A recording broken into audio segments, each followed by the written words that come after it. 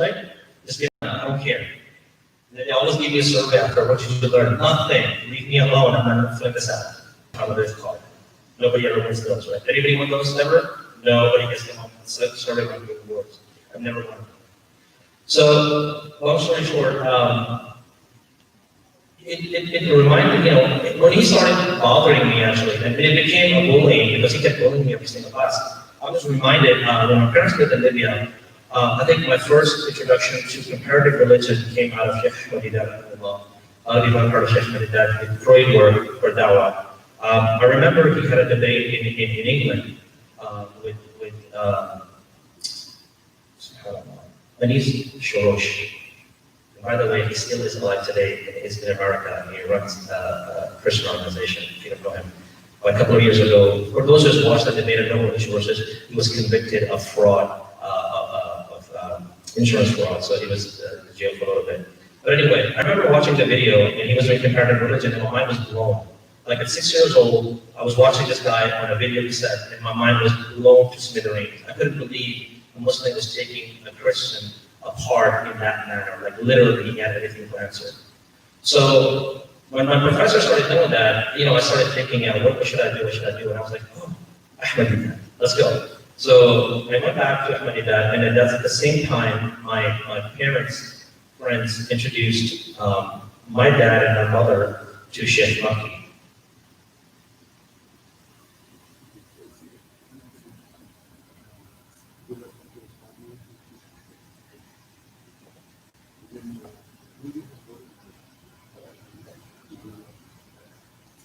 All right, I guess I talked too much. I always remind people that if you give a politician and a future on money, they never want to give it up, but they always give me a money. So I think the pizza's getting cold, so let me finish my monologue and we'll have a trash my word.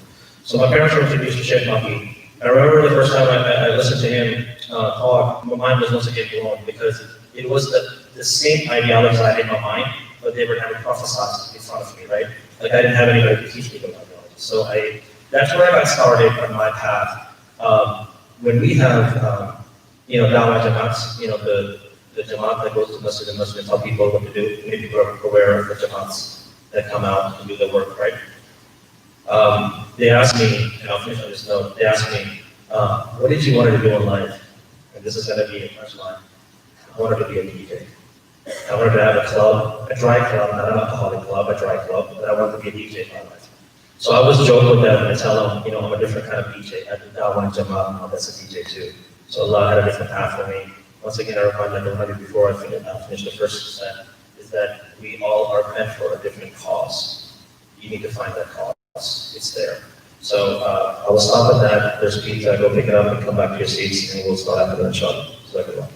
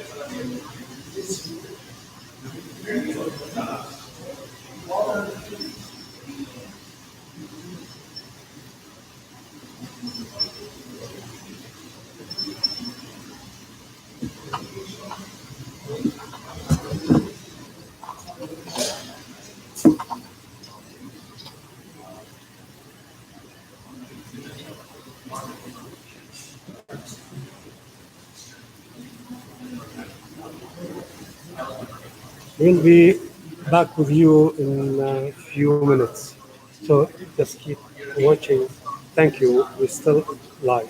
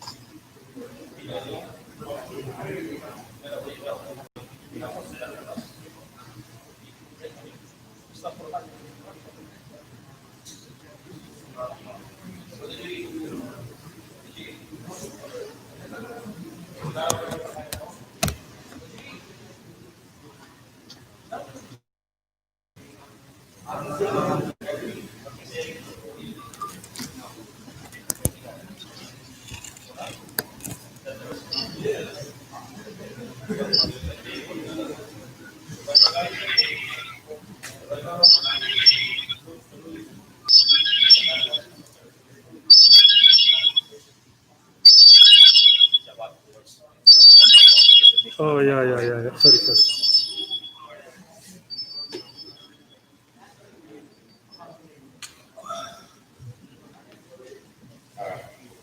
This is a PSA for the server as well. There's some Capri Sun left there, so if you just want Capri Sun, run over and get some, and there'll be no more Capri Sun after this. Where's Susan?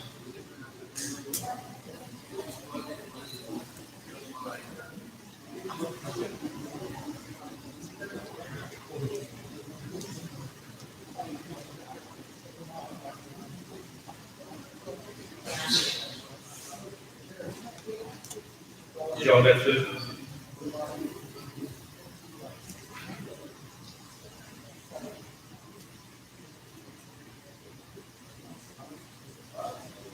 All right.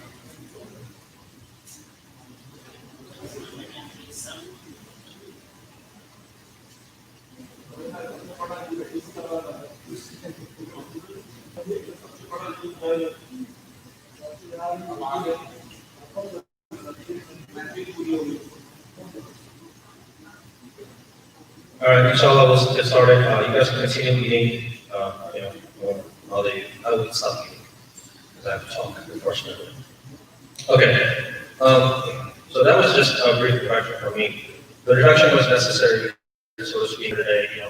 I am here showcasing for MCCT community overall. So that was necessary in that sense. So, inshallah, let's begin with the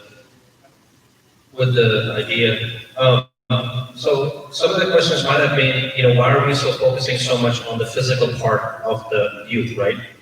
And once again, when I said youth, I said, it's from 8 to 80 years old, it's all youth. Because, for those of you, alhamdulillah, who are familiar with the hadith of Rasulullah sallallahu alayhi wa sallam, it's mentioned specifically, the mu'min al-qawi, a believer who is strong, khayrun wa afdal, and mu'min al-da'if. He is better than the one who is weak. And everything is, everything is good, but a strong believer is better than a weak believer. Right? The hadith can be interpreted both ways. Mentally strong and physically strong. Right? So if you don't have a good, physical health, how are you going to worship Allah subhanahu wa ta'ala in that manner? Somebody who has to go, suppose there was a bodily issue, right? And you have to go to the bathroom frequently. Your salah is getting disrupted all the time. I mean, there's leeways in Islam, alhamdulillah. We're not saying, that you have an issue that you should not be, included in the service, but it is. But the hadith specifically mentions the aspect of physical health. Right? We know Rasulullah sallallahu alayhi wa sallam, this might surprise you, used to have a race with his wife, Ishaa radiallahu anha. Right? So he would have a race and he beats her, right? And then later in his life, Ishaa radiallahu anha says, Ya Rasulullah, let's have one more race. This is for the newlyweds too. If you have married, if you've been married for a while, if you're newly married, this is for you guys too. This is the family structure we're taught. Right? So Ishaa radiallahu anha runs with Rasulullah sallallahu alayhi wa sallam, and she beats Rasulullah sallallahu alayhi wa sallam. And Rasulullah sallallahu alayhi wa sallam said, No, the second time.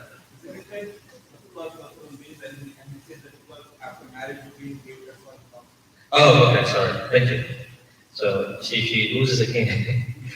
It says because you're married and settled now, so the weight has gained and you lost again. But that's the thing.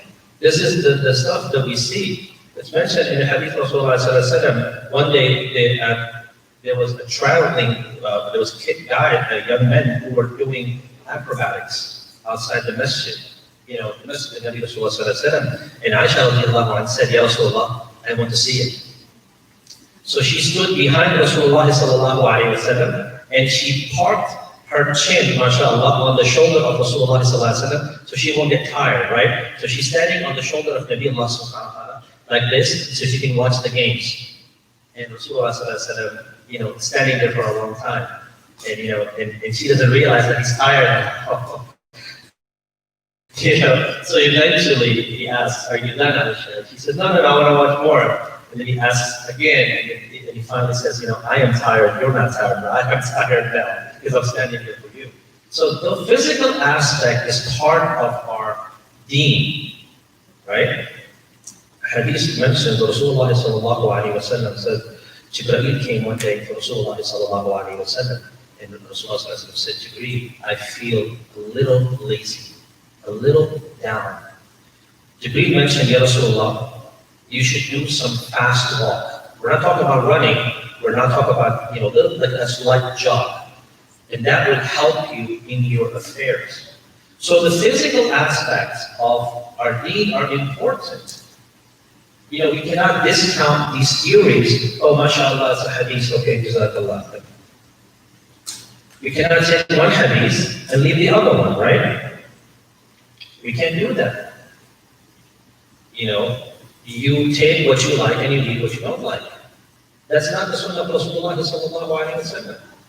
So as such, having the physical stronghold is important.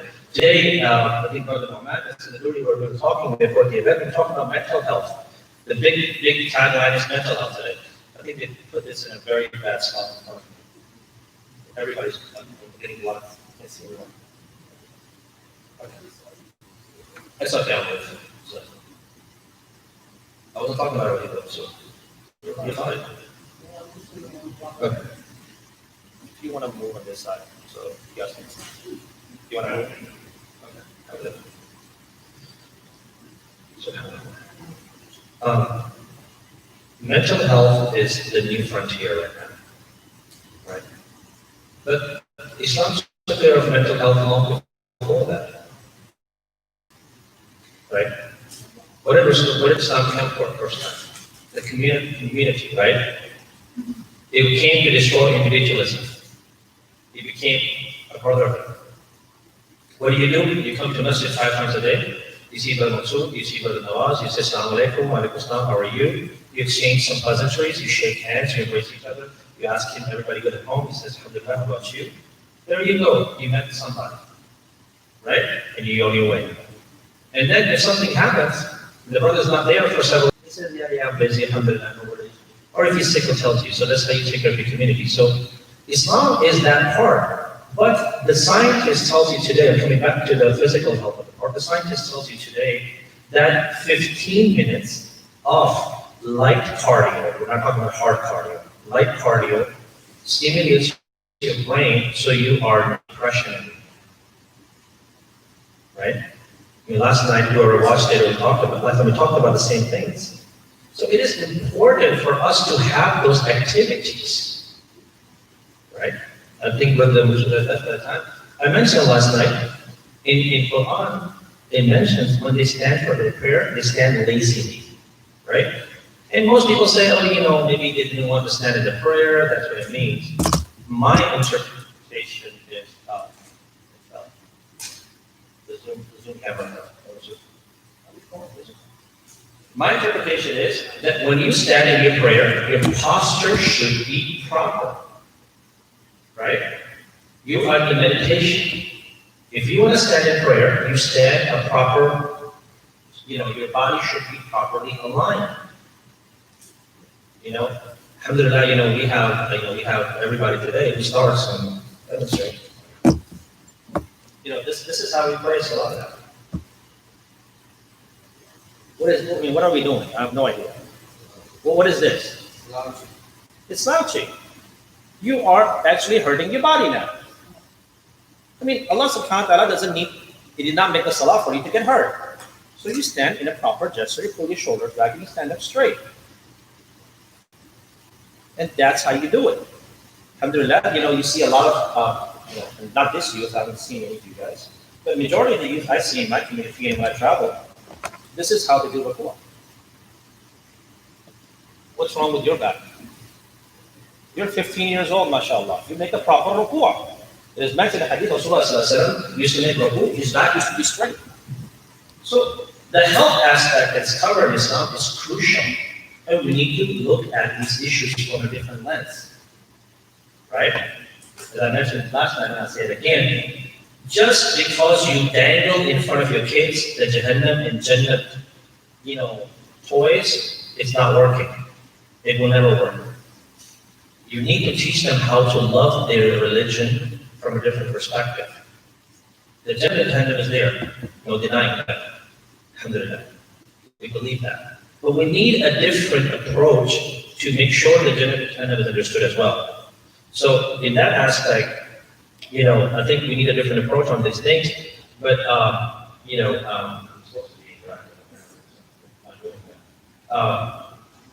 but some of the proposals that I had mentioned was, for us to have more youth meetings, and I suggested an Ahmed to be the first El Presidente of the Youth Council, and she said no.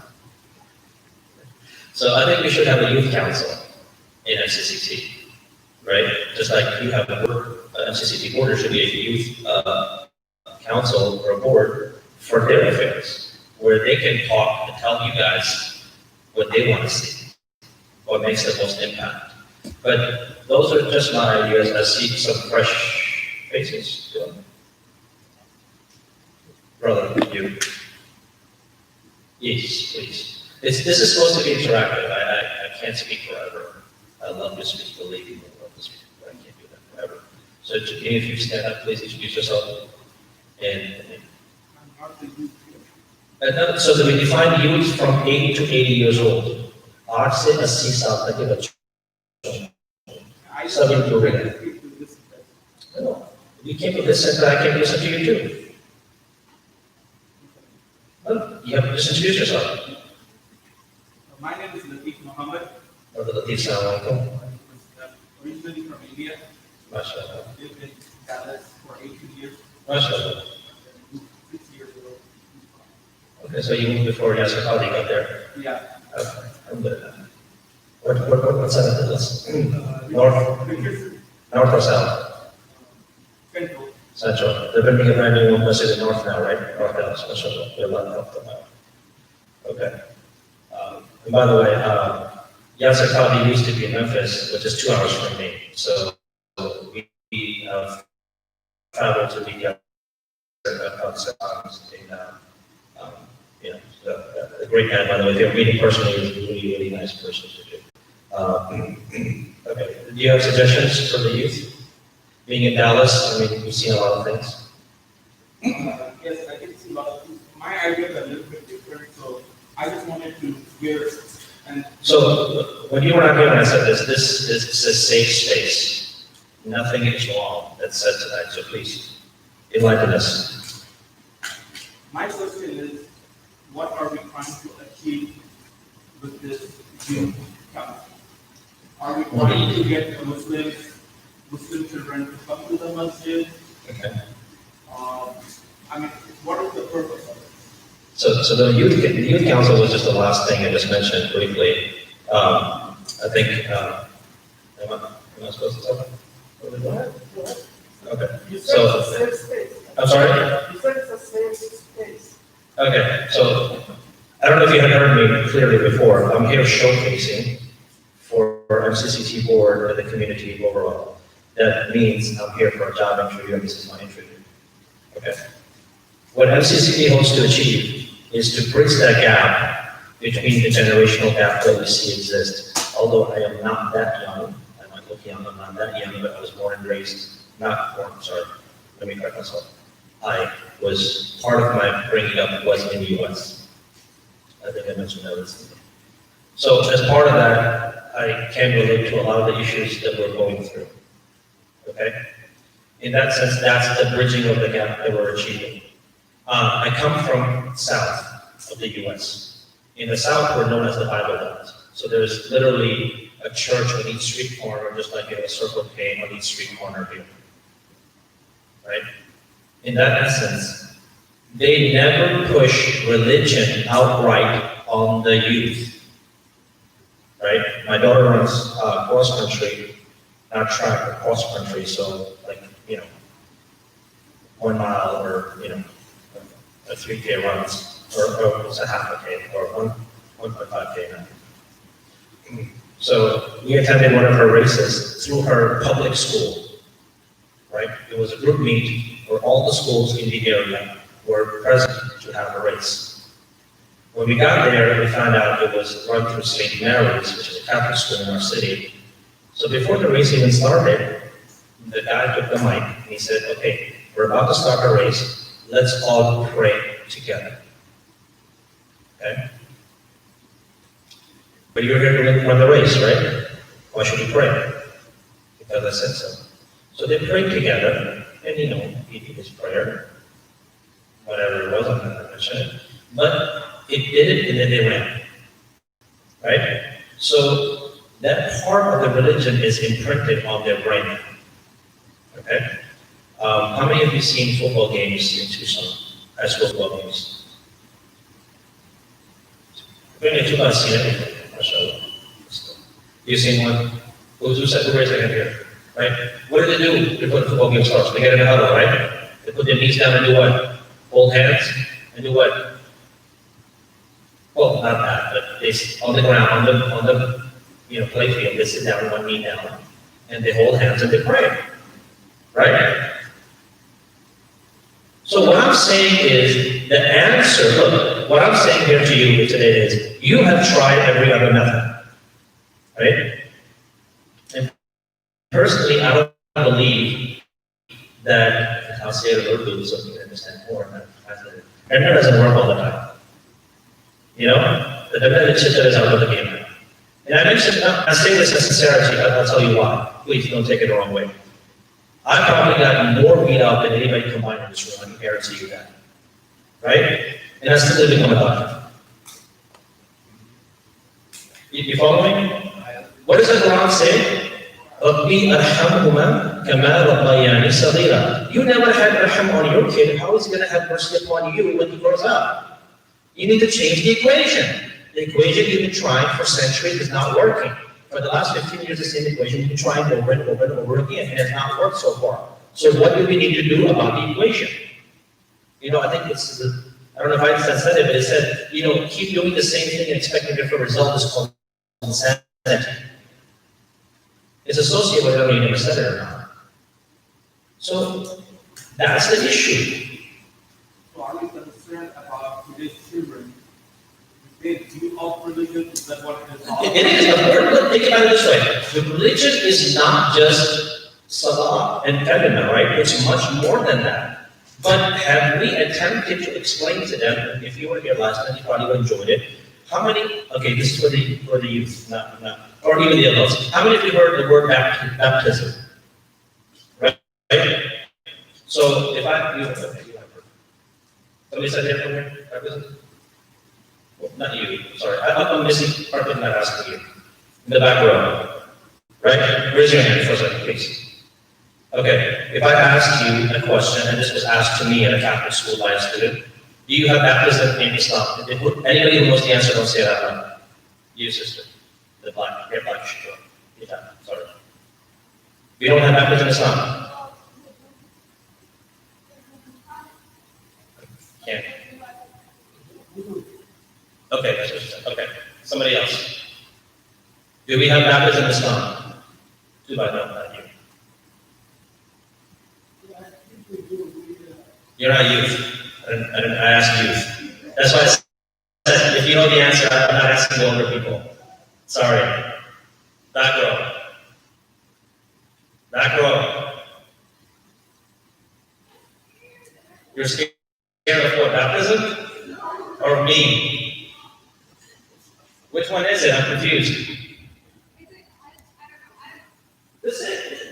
There's no wrong answers. You're live, by the way, just so you know. Okay, all right. I think she said that. Oh, okay. Oh, he went like that. You gotta do this. You can't do that. You gotta do this. All right. But you're right. There's baptism in Islam, right? We get baptized 5 times a day. We think that will do. That's baptism. But we don't understand it from that perspective. Right? I mentioned this last night. Okay. Should we do that again? Last night episode a little bit? Rewind? Why do you take your shoes off when you come to masjid? Those people who were last night did not answer that question because I know you were here last night. That's cheating. All right, youth. Why do you take your shoes off when you come to masjid?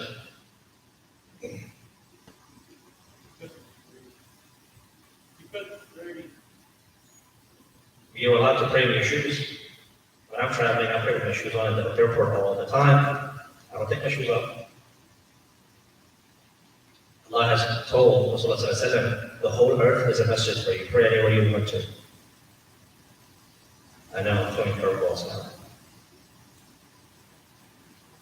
What does the Quran talk about? What is the story of Moses in the Quran? Right? What does it say?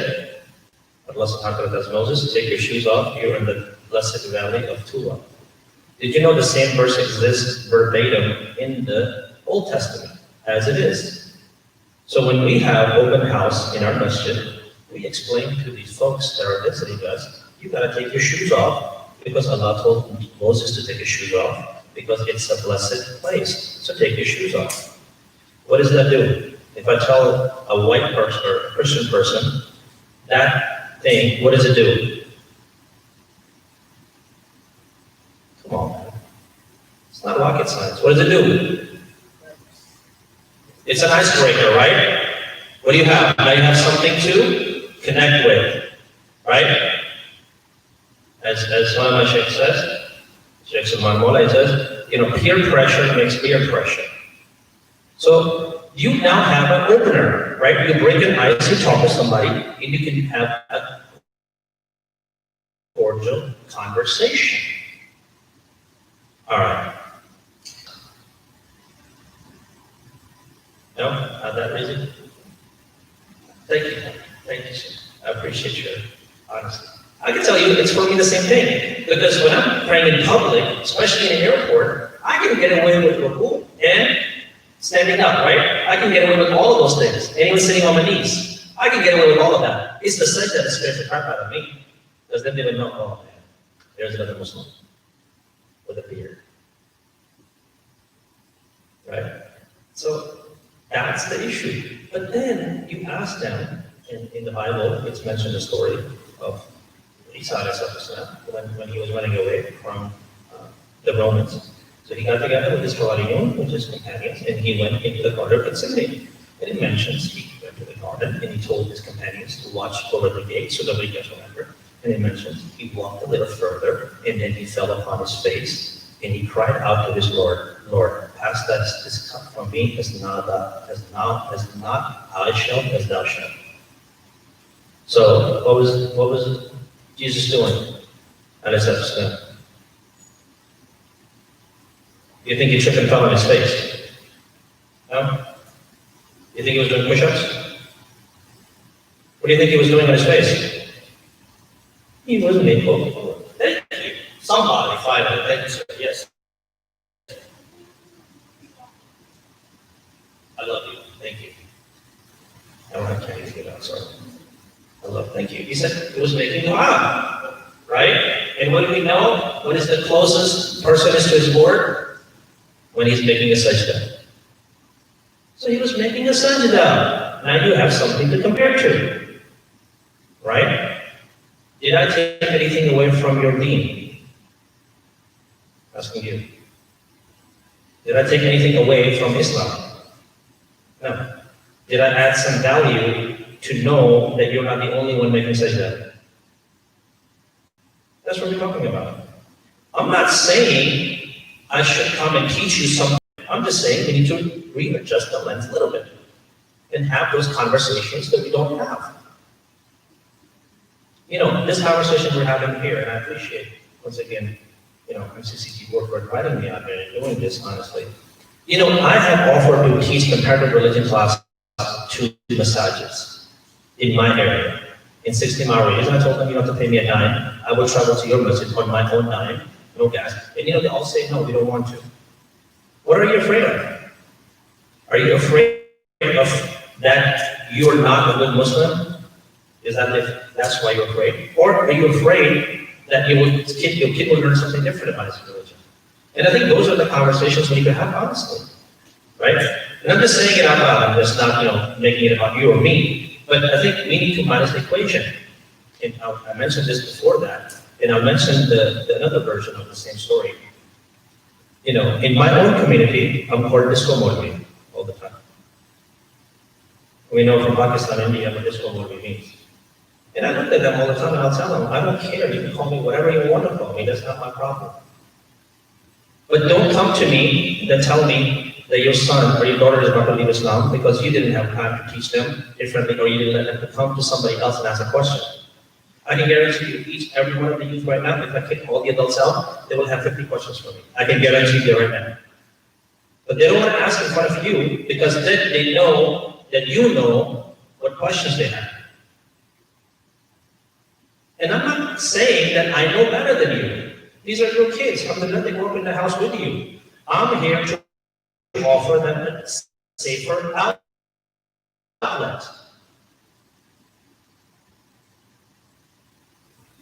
main thing is, you asked me, the question was what we are trying to achieve. I think the answer is to start from home. And look at the things that you have said just now. If I relate it to myself or with my kids, I think it is the way how parents behave in the public. The children will look at it, they will be shy first, they may ask questions, you can explain it to them. So like for example, about the Salat Khatierah, when I travel with my kids, you know, the kids go to school, they know about 9/11, they are a little bit hesitant. But when I tell them, you know, we need to pray, so they will be a little bit hesitant, but we need to come up and explain them and try to take that fear out. Right. So most of the things that I personally feel with the kids is how much interaction does the parents have with them on being. Well, I understand that, and unfortunately, you know, I cannot instill one of me in each household. So, right? So, you know, education does begin at home, right? But on the same note, some parents don't have a choice, right? Either they can put food on the table for the kids, right? Provide a shelter, or not do that. It's plain and kind of simple. I mean, it's that simple for me, right? I want to make sure that my kids are provided for first. They have a house with basic necessities and food on the table. You know, I'll mention something, you know. I was traveling, but the driver told me, bring your cool shoes. I only brought one cool shoe with me. I'm a sneakerhead. Most of the youth know what that word means, right? I buy shoes. But I make sure before I indulge in my sneakerhead stuff, my kids are taken care of, right? So there's choices to be made. We make sacrifices. Unfortunately, some parents don't have that. And I'm not here to judge those parents. Neither should any of you judge those parents. I'm not saying you're judging. But once again, we're having a frank conversation when we finish my point. As I mentioned in Jamaica, they watch what you do. It's a learned behavior. But sometimes that opportunity is not there. So we are trying to cater for that opportunity by providing them somebody who can open that door for them and can have a conversation. Hey, brother, my dad tells me to pray in public with him. I feel uncomfortable. Okay. I can't ask him because I feel shy in prayer. Well, what are you afraid of? Well, because I would think I look silly. Okay. But the people are going to pick on you regardless of what you do, right? Right? If you get straight A's, they pick on you because you're a nerd, right? And if you don't get enough A's, you're stupid. What are you going to do? You know, get one F and one A, you can balance the life out? No, you can't do that. Am I correct? So the world will never be happy with you regardless of what you do. We are offering from MCCP platform a safer conversational place because you know if, and I'm going to remove myself out of the equation because I'm here as an advisor at this point in time, right? Can I say that? Okay. If somebody comes to Sheikh Waqid and he says, this is the issue, do you think Sheikh Waqid would advise him against Islamic rules or with Islamic rules? With Islamic rules, right? Versus if you went to a school counselor, right? I have, if you were not here for that part, I have a 27-year-old brother that I've been mentoring for the last 5 to 6 years, right? He is in law school currently, and I mentor him. And even when I was traveling the day here, he had messaged me and he said, I need to talk to you. There's some issues going on. He calls me and literally calls me for an hour, which I don't get paid for by message or anybody else to take care of his issues on the phone. And let me say this out loud. I'm mentioning this story not because I want you to think I'm a good person, because it's one thing that I have kept. If my Allah asks me on the day of judgment, what did you do? I could tell him I made one person not leave Islam. That's it. That's all I have to show for it. And the proof it up. If you talk to him, he will tell you the same thing. I was ready to leave my Islam. He helped me not leave it. I don't know what I do, but he finds comfort and solace in what I do. And I remind you what the Quran says, you save one life, you save an entire humanity.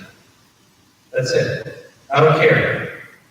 That's one thing that I want. At least I can tell Allah, I saved him from one. So, in that aspect, there has to be an open line of communication. Right? If somebody comes to me and says, I want to leave Islam, I'm not like, oh, that's cool, man, do it. Because he has a counselor, and he is socially awkward. Right? So, he doesn't make, he wants to get married, but he's having some issues. Because he's socially awkward. So, his counselor told him, maybe you should let loose, go out on Friday night and have a drink or two. This is a medical profession, right? You should let loose, go out and have a couple of drinks at the club. And he called me and said, what is wrong with this guy? I said, he's not Muslim. What do you think is wrong with him? He's not to go out and have fun. So we need to have that aspect of availability. I am absolutely, I'm not disagreeing with you. I agree with you. But we need a different approach. That's what I'm saying. And I think that's what we're seeing from the CCT platform. If I may, please correct me if I'm wrong. Just on the logistics here, there is a 8 o'clock chapter. I think to answer that question, I would like to take a couple of minutes whenever you allow me to do that. Because I think the question is, what is the masjid role and how we see it? That needs to be shared from the MCCD perspective with the parents. Do you want to do that? I want to follow up on other comments. You said if parents were to leave the room, the kids will be more open. And I think is what we should do is just in the spirit of in that spirit. We just do that right after Isha. I think the parents ask all the parents to move out and make, if they are giving the right to the kids, and let the kids talk to you for 15, 20 minutes. That work? Do you want to sit on the mic? Pardon? You want to sit on the mic? This is not my platform. Is that okay? I think you have to look at the back. There's not a thumbs up from this. From who? Oh, I'm sorry. Do you have a thumbs up on the background? Did you hear me what I said? Okay, so whatever we were saying, inshallah, bismillah, it's going to be good. Have faith. Assalamu alaikum. I just wanted to, certainly, intentionally, I missed the first part because I believe this was a session with the Shaykh and the youth and keeping the parents out of it. And since I was sending two of my daughters, no, that's activity also. Well, that's fine. That's good. So you want to do that to your session tomorrow for that? So here's the issue. I don't know if all of you who are here will be here tomorrow. I'm just being honest with you. How many of you will be here tomorrow at 11? I already see that's sitting there. See, and the other part of the difficulty is because we announced that as a basketball hoops session, that was more in that the youth as a male youth would show up. Okay? So anyway, let me just see if we can still try to solve some of this with your permission. I'll make sure. So first, let me just go back in time. 5 years ago, or seven years ago, 2013, when the bus designs were considered, what we said, we wanted to build a gymnasium that would connect the youth to the masjid. Now, the reason that desire comes about is very simple. Islam, we always claim, is the fastest growing religion. However, as the Muslims, new entrants come in, we also see our youth bailing out. They don't have to make a big scene and big claim, but they are walking away from the deen by not practicing it and becoming very hesitant of proclaiming that they are Muslims. And so that is the story that we started from. And the board of MCCT had this passion and said, we like to have a concerted effort to bring the youth, connect them to the masjid. And that's why you see this hall, this gymnasium was put together first before we made them salah. To make that happen, to enable that. And 5 years later, we are here, we are going to give it a try. We are trying to see if we can, how we can make this happen, inshallah, with the help of Imam Hassan. So that is the background. Going forward, what do we need to do? I think my suggestion is very simple. We pray Isha inshallah now, and I'm going to request the parents to lead.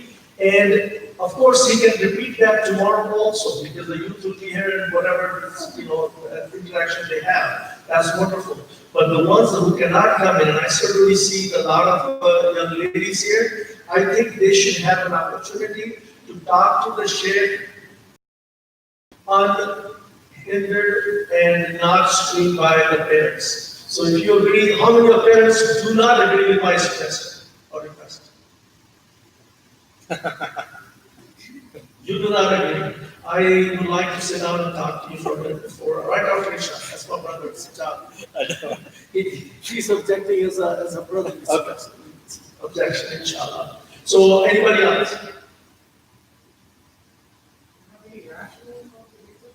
The reason is very simple. Brothers and sisters, this is very interesting psychological issue. The issue is that, and I'll tell you with the experience I have, and certainly my experience could be biased. I have served the community, let's say about 17, 18 years now. And I see this consistent behavior, which leads me to believe that our children are, not all, and again, my comments not to be taken negatively, not to be taken as a criticism. They like to be good to their parents, right? And they like to tell you what you want to hear, what I want to hear. And certainly that is the best thing that can happen to us. But on the other hand, they have a constant battle and struggle that is going on outside of their life. Because they go to school as Christians, atheists. We're worried about the people of the book, but I'm more worried about the people that have no faith. So now, and then the attraction that is more in prohibition, the things that we consider as Muslim parents, these are prohibited. There is more entertainment in those items than people like. So if we don't provide that platform, what will happen? So now, the reason for having this discussion is for a person who does not have a roots here, at least at this point, and having them hear any of the concerns or questions that they want to talk about, and if there's any youth program that can be structured to satisfy those needs. That's all. Now, if nothing else happens, just consider this as a 15-minute time that you donated, and it is in a safe space. We all Muslim brothers and sisters, and here's the person who is, who's very learned about the deen and who's worked a lot of youth. We've got security cameras in the rooms, inshallah. Pardon? Security cameras. Oh. So we're good to go. Okay, so have faith. If you just, any other questions? I don't want to make that as a not out, just want to. Okay, with that, can I go ahead and make that done? Yeah, I just have one more thing. After this, there are some door prizes that we promised that we give to 5 people. So the raffle will be done after Isha. So let's do that, because we're gonna have 15 minutes. No, let's do it after that, and then whoever wants to go. So please come back. I don't want you to go and then be calling your name and say, where's Sabina? Where's Sabina? And Sabina is nowhere to be seen. So I'm just giving that as an Looks like we already know where your slip is. Okay. Okay, with that, I'm going to go ahead and make that on. Just make the rules here, get the places are marked. Those of you who have not seen us in our settings, there is a orange sticker, and your rug should be beneath that. So this. Oh, okay. So on the back. Okay, all right. So.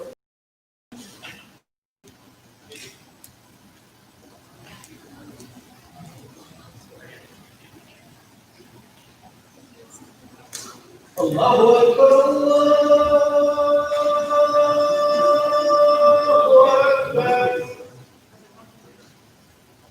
Allahu Akbar.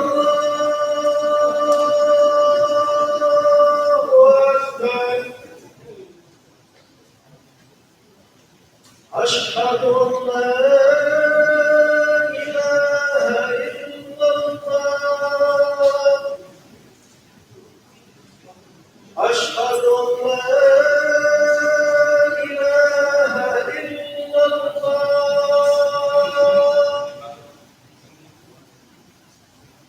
أشهد أن محمدا رسول الله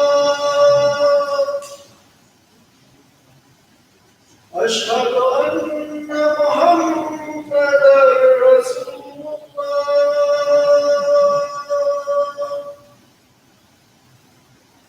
حي على الصلاة حي على الصلاة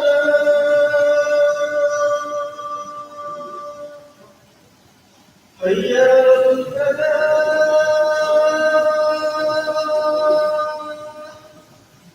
حي على الفلاح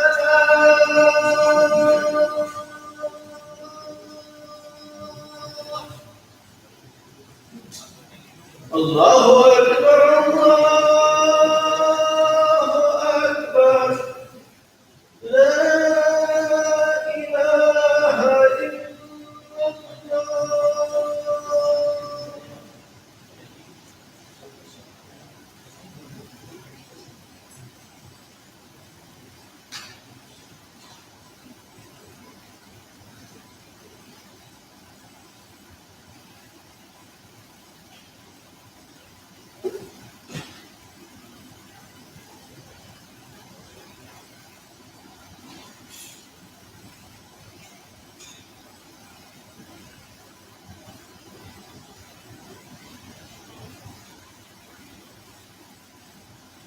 الله أكبر الله أكبر الله أكبر الله أكبر أشهد أن لا إله إلا الله أشهد أن لا إله إلا الله أشهد أن محمدا رسول الله أشهد أن محمدا رسول الله حي على الصلاة حي على الصلاة حي على الفلاح حي على الفلاح قد قامت الصلاة قد قامت الصلاة الله أكبر الله أكبر لا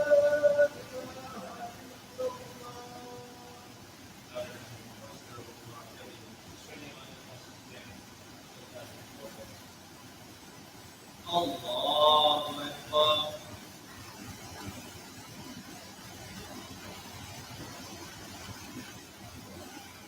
الحمد لله رب العالمين الرحمن الرحيم مالك يوم الدين إياك نعبد وإياك نستعين اهدنا الصراط المستقيم صراط الذين أنعمت عليهم غير المغضوب عليهم ولا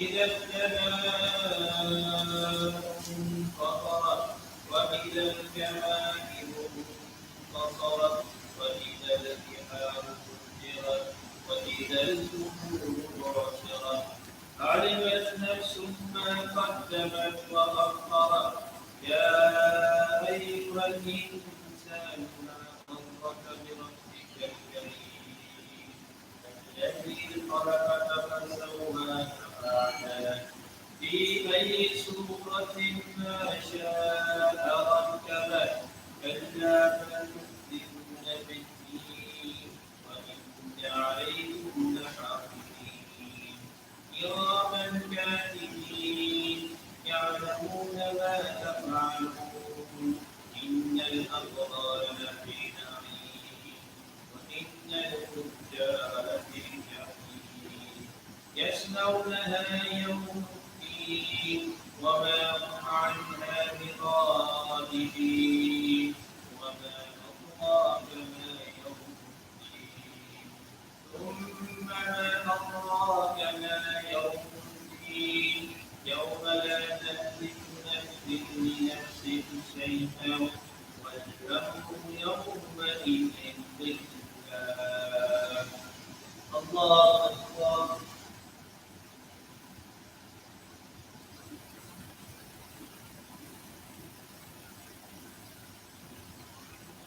سمع الله لمن حمده. الله أكبر.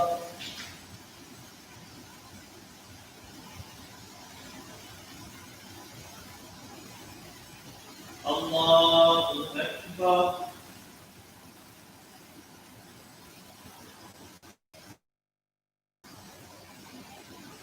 الله أكبر.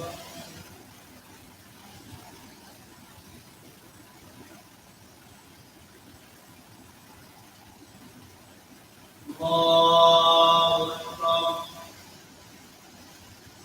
الحمد لله رب العالمين الرحمن الرحيم مالك يوم الدين إياك نعبد وإياك نستعين اهدنا الصراط المستقيم صراط الذين أنعمت عليهم غير المغضوب عليهم ولا الضالين.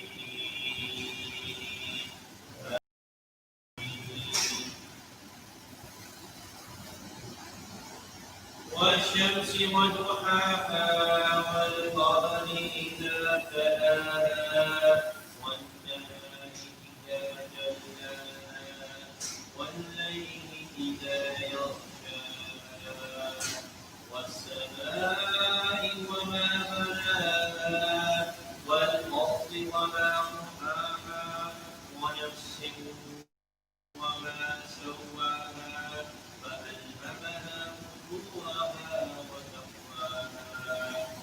قد أفلح من زكاها وقد خاب من دساها كذبت ثمود بتقواها إذ انبعث أشقاها فقال لهم رسول الله ناقة الله وسقياها فكذبوه فعقروها فدمدم عليهم ربهم بذنبهم فسواها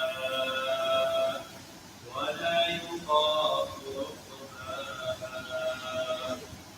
الله أكبر.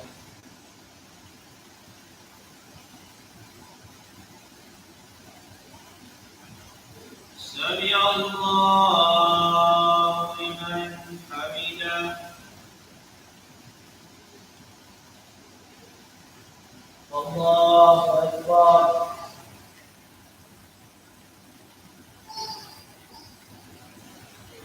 الله أكبر. الله